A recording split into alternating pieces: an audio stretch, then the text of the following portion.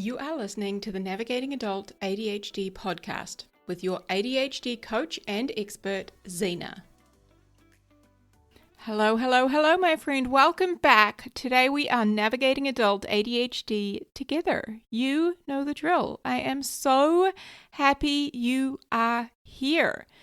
Thank you for choosing to push play on this episode and on this podcast. I really, really appreciate you. So today we are talking about 5 things that doctors still get wrong about adult ADHD. Now, before anyone starts to sharpen their pitchforks, this episode is not called, doctors are terrible and know absolutely nothing. No. I want to be straight because doctors are expected to know a shitload about thousands of different conditions, and many GPs receive very limited training when it comes to ADHD and specifically adult ADHD. I remember a GP friend of mine and actually my own personal GP, they both told me how they received approximately 1 hour of training when it came to menopause and hormones. And I thought, 1 hour? OMG, that is not enough. So we can only imagine the limited amount of training that they have received about adult ADHD. Okay. And there are some really incredible doctors, psychiatrists, psychologists, ADHD specialists who really do understand this condition deeply and continue to update their knowledge as the research evolves. So shout out to them as well. But there is still a really significant gap, very big gap, between the clinical description of ADHD and what it actually is like to live with ADHD, the messy, complicated, full color reality of having adult ADHD. And when medical professionals rely on these outdated ideas about what ADHD looks like, people can spend a long time being misunderstood or misdiagnosed or told, no, you cannot possibly have ADHD. Okay? So perhaps you have heard things like, you did well at school, or you have a successful career, you're not hyperactive, or you can focus when you want to, you're just really anxious. And everyone struggles with those things. Now, while none of those statements automatically prove that somebody has ADHD, they certainly don't rule it out either. Okay? So today, my friend, we are going to look at 5 things that the medical model can still miss or mess up about ADHD. And for each one, we're going to talk about some of the things that we are commonly told, why it maybe can sound plausible, but we're also going to look at what the research and the lived experience tell us and what a better question or a better response may be if this is something that you encounter. Okay? Now, of course, I'm going to remind you before we dive in, this is an episode for educational purposes only. I am not a medical expert. I am not a doctor. I cannot diagnose you or any other condition, my friend. But I am an expert on all things ADHD, and I want us to get into this. All right? So, number 1. The number 1 thing that so many doctors can still get wrong about adult ADHD is overlooking emotional dysregulation. Okay? Emotional dysregulation is a major part of ADHD. However, it is not currently listed as one of the core diagnostic symptoms or the kind of core criteria in the DSM-5 when it comes to ADHD. Now, when I say DSM, that means the Diagnostic Statistic Manual. So that is the most recent and updated version of the manual that is used to diagnose somebody. So in that criteria, emotional regulation doesn't even feature. It doesn't even make the list, okay? That diagnostic criteria primarily focuses on symptoms of inattention, of hyperactivity, and impulsivity. But if you were to ask any adult with ADHD what affects their life the most, emotional regulation is likely to enter that conversation very quickly, my friend. For many of us with ADHD, the hardest part is not losing our keys. It is losing our shit, okay? It is the speed and the intensity of our emotional reactions. It is going from mildly frustrated to completely overwhelmed, throwing your toys out of the cot in 30 seconds, right? It is feeling criticism throughout your entire body, like you're crippled and held by it. It's knowing that your reaction is bigger than the situation and still being unable to turn that down or dial it back. So maybe this looks like becoming intensely frustrated when something small and tiny goes wrong, or reacting impulsively before you've even had time to think. Feeling crushed by the thought of being rejected. Becoming overwhelmed and shutting down. Struggling to calm yourself down once you have been triggered. And experiencing emotions so intensely that they take over your ability to think and act clearly. And yet the research consistently shows that emotional dysregulation is common in adults with ADHD, and it can cause significant challenges and impairments for us. So the problem is that when emotional dysregulation is overlooked, it can be labeled as being too sensitive or immature or dramatic or angry or unstable or difficult or just simply, unable to control themselves. So sometimes we see that our emotional challenges or our emotional reactions and responses are attributed to something else entirely. They might be attributed to anxiety or depression or trauma or bipolar or a personality disorder. Now, yes, those conditions can absolutely coexist with ADHD, and some, yes, they have similar symptoms, but we can't rule out ADHD when these things are present. Okay? Emotional challenges should not automatically be treated as evidence that the problem is something other than ADHD. Okay? So the myth is ADHD is only about focus, organization, and hyperactivity, whereas a more accurate way to understand it is ADHD can also affect a person's ability to respond, regulate, and recover from emotional reactions. So the DSM, that Diagnostic Statistic Manual, may describe what ADHD looks like from the outside, but emotional dysregulation often describes what it feels like for us from the inside. All right, number 2. The second thing that our medical professionals and our doctors can often get wrong, and I have seen this firsthand, my friend, is ruling out ADHD due to success.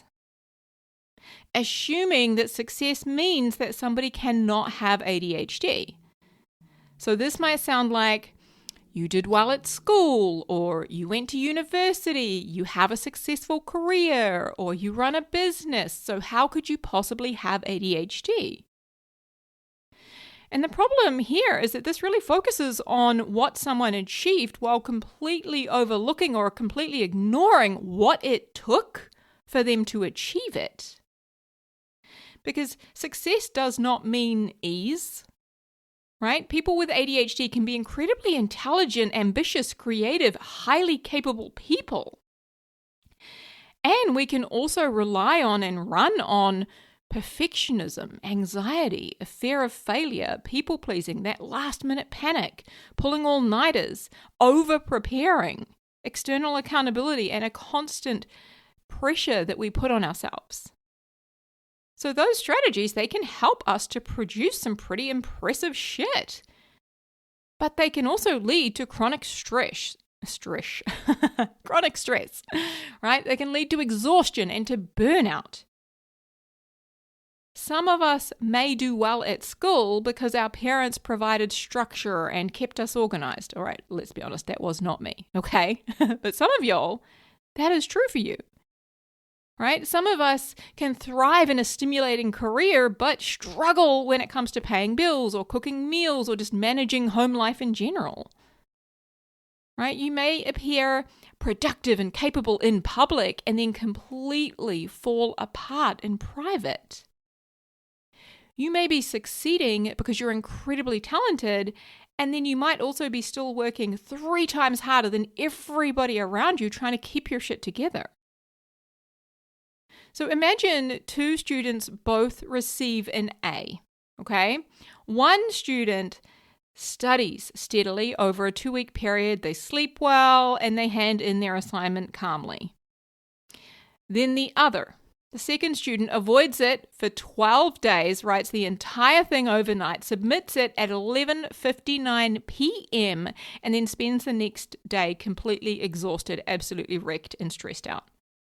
The result is the same. They both got an A, but the process is not the same.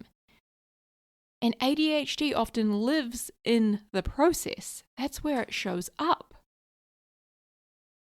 So the myth is that people with ADHD can't succeed academically or professionally. That's such bullshit. A more accurate understanding of this is people with ADHD can be incredibly successful, but that success can come at an enormous cost. So instead of only asking, well, what have you achieved? We need to ask the question, what has it taken you to achieve that? Because a degree, I can't say successful today. Oh my God, my friend. Hello. Let me try this again. Because a degree, a successful career, or a color-coded calendar does not rule out ADHD. Okay? Sometimes having that color-coded calendar is part of the evidence. All right. Can we just take a moment to acknowledge that I said successfully? Yes, thank you. Winning at life today, my friend. All right, number 3. The third thing that our doctors and our medical professionals are still getting wrong with ADHD is how ADHD presents in women. Okay? The third thing is still getting it wrong and failing to recognize how ADHD presents in women. It can hide behind anxiety and depression and competence. For a long time, the understanding of ADHD was shaped around the presentation that most commonly was seen in young boys. Right? We all know this story. The little boy who can't sit still, he interrupts the teacher, his behavior then impacts everybody around him. He can't sit, I already said he can't sit still, right? But that presentation, that naughty little boy at school, okay? ADHD does not walk into the room carrying a giant megaphone. Sometimes it is quiet. Sometimes it is internalized. Sometimes ADHD looks more like daydreaming, forgetfulness, chronic overwhelm, perfectionism, people-pleasing, anxiety, low self-esteem, emotional sensitivity, struggling to begin tasks, working incredibly hard just to appear as though everything is fine. That is not as loud or as obvious as that naughty little boy at school. So girls and women are more likely to be described as chatty or dreamy, scattered, sensitive, messy, lazy, not living up to their potential. And because our symptoms do not always cause problems for other people, they can be missed. Many women also become incredibly good at masking or compensating for their ADHD. Okay, we might become hyper organized because we are terrified of forgetting something. Or maybe we arrive to every appointment 15 minutes early because being late feels unbearable. That is so me. The idea of being late, just is so anxiety inducing that I will be early to everything. Okay? Maybe we set dozens of alarms or write endless lists and constantly double or triple check all of our work. So maybe we even appear calm or capable at work, and then we collapse and everything falls to shit the moment we walk in the door and get home. We may use anxiety as fuel to get things done. And this is one of the reasons women are often diagnosed with anxiety or depression before the ADHD is recognized. And to be clear, anxiety and depression, they can absolutely coexist with ADHD. But what is fueling the anxiety? What is fueling the depression? Sometimes, and I've used this example before, or this analogy rather, if you were to imagine like a layered cake, sometimes the layer at the bottom is the ADHD, and then above that might be depression, and the top tier of the cake might be anxiety. If you strip away the layers, what's at the bottom of the cake? Anxiety might be something that we have because of the untreated, undiagnosed, unrecognized ADHD at the bottom of our layer cake. So rather than simply diagnosing anxiety and depression, sometimes we need to look a little deeper at what could be driving them. Are you anxious because your brain never stops scanning for what you might have forgotten? Are you depressed because everyday life feels like it is 10 times harder for you than it is for everyone else? Is your perfectionism a personality trait, or is it like a strategy that you developed because you just cannot trust yourself to remember or organize or follow through? For many women, ADHD is not suddenly just appearing in adulthood out of nowhere. It is becoming visible because our coping strategies that kind of once held everything together for us are no longer enough. And this often shows up, and this is why so many women are diagnosed later in life during times of, hormonal changes. It can be during big life events, whether that be having a child or chronic stress, burnout, those sorts of things, losing a loved one. And hello, the ADHD was there the whole time, but the scaffolding that was holding it all together just gave way. So the myth that we see here is if someone is quiet or capable or anxious, ADHD is unlikely. No, not at all. A more accurate way to understand this is ADHD can definitely be hidden beneath the surface of things like anxiety, perfectionism, masking, and years of overcompensating. Competence does not always mean that someone is coping. I'm going to say that again. Competence does not always mean that someone is coping. Sometimes it just means that they've become exceptionally skilled at hiding how hard everything is or how hard everything is feeling to them. All right, my friend. Number 4, the fourth thing doctors can still get wrong is treating ADHD as though it exists separately from hormonal challenges. Okay? Hormones can and do change our ADHD symptoms and our treatment response, so how effective our medication can be, okay, throughout our cycles, throughout different hormonal changes that we go through. So many women specifically report in their ADHD symptoms that across the menstrual cycle or during pregnancy or after giving birth, during perimenopause, throughout menopause, they have changes to their ADHD symptoms and how their ADHD presents and what areas are challenging for them. Now, there is still a lot of research that needs to be done here. That is, there's a lot of research also underway. I do want to acknowledge that.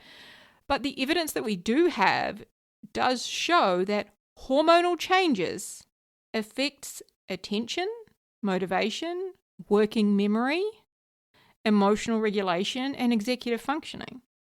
So that helps to explain why some women notice predictable changes throughout the month or throughout certain periods of their life in areas like focus, memory, motivation, sleep, impulsivity, right, emotional regulation, and also how effective our medication is or is not.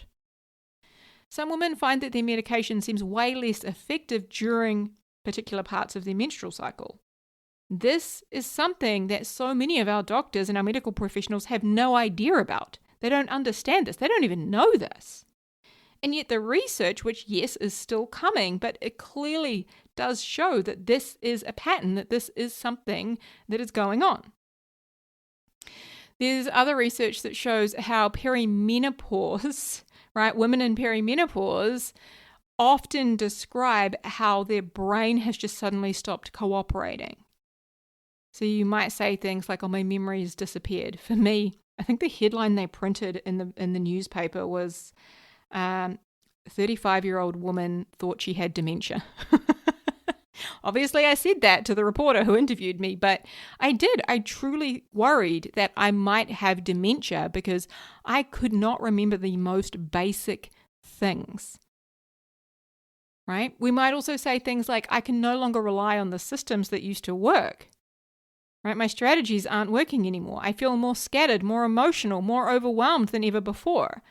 I feel like my medication has stopped working. And because these symptoms, the symptoms of hormonal changes, can also overlap with things like anxiety and depression and stress, there's poor sleep. Because of that, ADHD often gets overlooked. And we might be told things like, oh, you're just stressed, or you're just getting older, or, this is just part of the hormonal changes. It's probably just anxiety, or you might even hear ADHD doesn't suddenly get worse. No. Hormonal changes can and do impact our sleep, our mood, our energy, our brain's ability to function. Hello, right? That's hormones.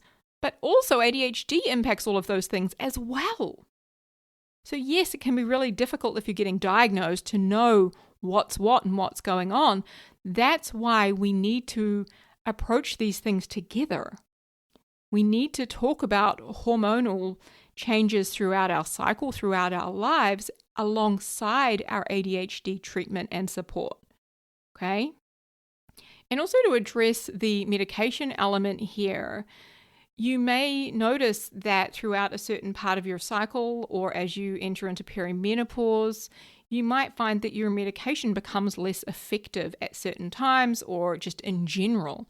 Now, there are many reasons that medication, our response to medication can change, but hormones deserve to be part of that conversation, okay? So the myth here is that ADHD symptoms should remain the same regardless of what happens hormonal-wise. But a much more accurate understanding of this is hormonal changes can and do affect our ADHD symptoms. It impacts our emotional regulation and the way in which we respond to our medication. So we can't fully understand ADHD in women without considering the role that hormones can play. That needs to be part of the conversation. Okay? All right, my friend, I'm feeling a little fired up. Number 5, the fifth thing that our doctors can still get wrong is assuming that having ADHD means we cannot pay attention. That is such bullshit. Unfortunately, this misunderstanding is built into the name attention deficit hyperactivity disorder. It sounds as though people with ADHD simply have less attention or a lack of attention, right? But we all know that ADHD is not necessarily a lack of attention.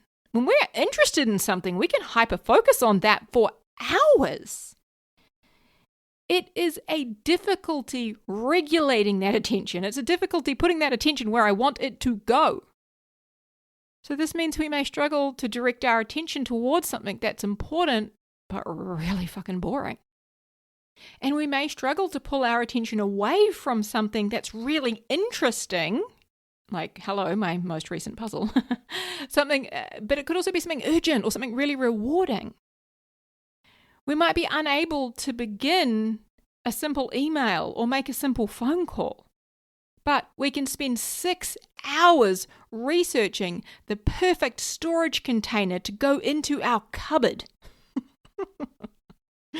It's true, isn't it? That inconsistency can really confuse our medical professionals, right?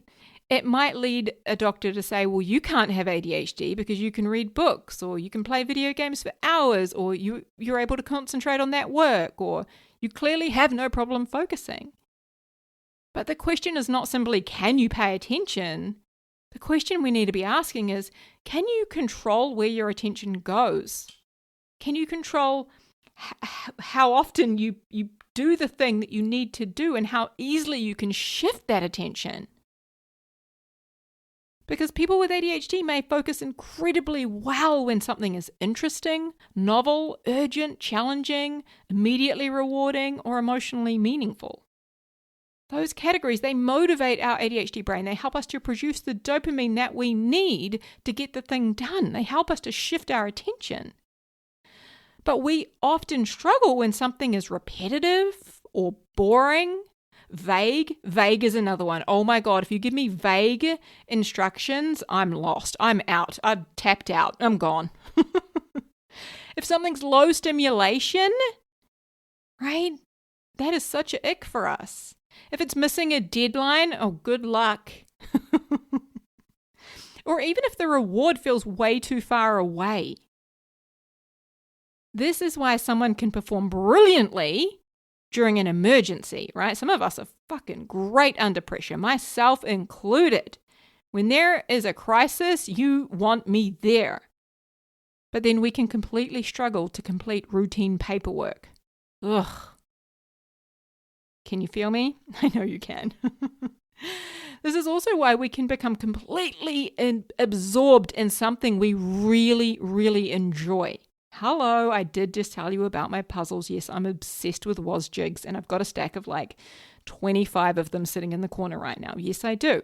I'm absorbed in them. But at the same time, we can really struggle and be completely unable to start a task that we do care about, but just is really boring or really hard. And hyperfocus, like that is something that a lot of our medical professionals don't necessarily understand. We know as ADHDers that when we get into hyperfocus, we can lose hours. We can lose track of time. We can get 8 hours worth of work done in 20 minutes when we're in hyperfocus, okay? But also that can be very confusing for our medical professionals, for the doctors to understand. Because they think, well, if you can do that, then you can definitely focus on something else. And that's not always the case. This is not, I can't focus. This is, I can't always choose what my brain focuses on. So the myth and the problem here is that the idea that if you can focus intensely on one thing, then you can't have ADHD. Whereas a more accurate understanding is, hey, ADHD affects our ability to direct our attention, to regulate it, to shift our attention, and therefore it can impact our lives, our ability to get things done. ADHD is not simply a shortage of attention. It is kind of like attention without a reliable steering wheel. We can't seem to choose the direction it goes in. So, all right, my friend, to recap, the 5 things that doctors can still get wrong about ADHD are, number 1, not including emotional dysregulation and emotional challenges as a major part of ADHD, right? Seeing them as completely separate issues. Number 2, assuming that success rules out ADHD. Failing to realize that achievement tells us nothing about the effort, the stress, or the coping strategies it took to get there. Number 3, being very quick to discount or dismiss ADHD in women, not realizing that it can and often does hide behind things like anxiety or depression or perfectionism or even complete competence. Number 4, a lack of understanding and consideration around how hormonal changes can affect ADHD symptoms, and how they can also affect emotional regulation and how well our medication works for us. Number 5, assuming that ADHD means an inability to pay attention. Okay? Assuming that if you have ADHD, you can't pay attention to anything. Failing to take into consideration the difficulty we can have directing our attention where we need and want to put it. Now, none of this means that our doctors are deliberately getting ADHD wrong. It means that their understanding of ADHD is still evolving, especially as it comes to adults. And sometimes the lived experience is moving much faster than the medical model. And that is for sure when we talk about that diagnostic and statistic manual, that shit is so far behind. So, my friend, if you have ever felt dismissed because you were successful or emotional or anxious or capable or just able to focus on things that you enjoy, please know that none of those things automatically rule out ADHD. You are allowed to ask more questions. You are allowed to explain what your functioning costs you. Right? You are allowed to seek out someone who understands adult ADHD more deeply. And you're allowed to trust that your lived experience matters, even when it does not fit neatly into some diagnostic checkbox. Please continue to advocate for yourself, my friend. Huge, huge love to you. Take care. I'll speak to you next week. Hey friend, if you want some more help navigating and thriving with ADHD and some help applying everything that you're learning here on the podcast, then head over to our website, navigatingadultadhd.com.